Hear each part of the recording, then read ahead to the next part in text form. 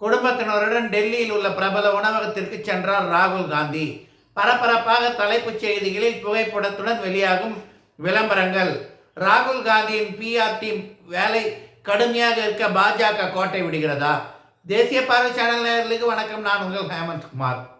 நேற்று காங்கிரஸ் கட்சியுடைய தலைவர் ராகுல் காந்தி எம்பி, அவர் அமேதி தொகுதி எம்பி, அவர் அடுத்து சோனியா காந்தி முன்னாள் காங்கிரஸ் தலைவர், அவங்க அம்மா, அவங்க ராஜ்யசபா எம்பி, அவங்க அடுத்து பிரியங்கா ராபர்ட் வாத்ரா காங்கிரஸ் கட்சியுடைய பொதுச் செயலாளர், அவங்க இப்போ வயநாடு எம்பி, அவர் பிரியங்கா ராபர்ட் வாத்ரா, அவங்க ஹஸ்பண்ட் ராபர்ட் வாத்ரா, அப்புறம் அவங்க பசங்க இன்னும் 2-3 எம்பிங்க சேர்ந்து டெல்லியில் ஒரு உணவகத்துக்கு போயிருக்காங்களாம்.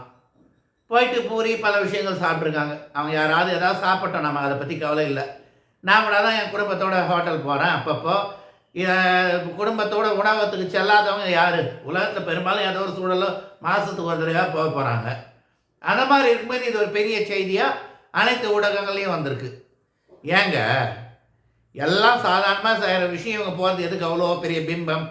காரணம் ராகுல் காந்தியுடைய publicity relationship, public relationship team சரியாக வேலை செய்யுது. எங்கே என்ன செய்யணுமோ அதெல்லாம் பார்த்து இந்த மாதிரி நியூஸ் வர வச்சு எவ்வளோ செலவு பண்ணி பண்ணுறாங்க.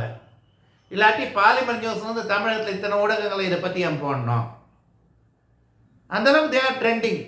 என்னாருமோ ராகுல், பிரியங்கா ராபர்ட் வாத்ரா இந்த மாதிரி நியூஸ். இவங்க ஹோட்டலில் சாப்பிட்டாங்க, நம்ம ஸ்டாலின் நமக்கு நாமேன் போகும்போது விதமாக பண்ணார். அதுக்கடுத்து அவர் முதலமைச்சர் ஆகிட்ட பிறகு அது வேறு. அந்த மாதிரி ராகுல் காந்தியுடைய பிஆர். சரி, இதனால் 4 பேருக்கு காசு வந்தால் சந்தோஷம், ஒரு ஸ்பெகுலேஷன் நடக்குதா சந்தோஷம், உள்ளபடியே மகிழ்ச்சி. ஆனால் இந்த மாதிரி பப்ளிசிட்டி ஸ்டண்ட்லாம் செய்யும்போது பாஜக என்ன செய்யுதுன்றது இன்னும் தெரியல. கோட்டை விடுதான ஒரு டவுட் இருக்குது. நன்றி, வணக்கம்.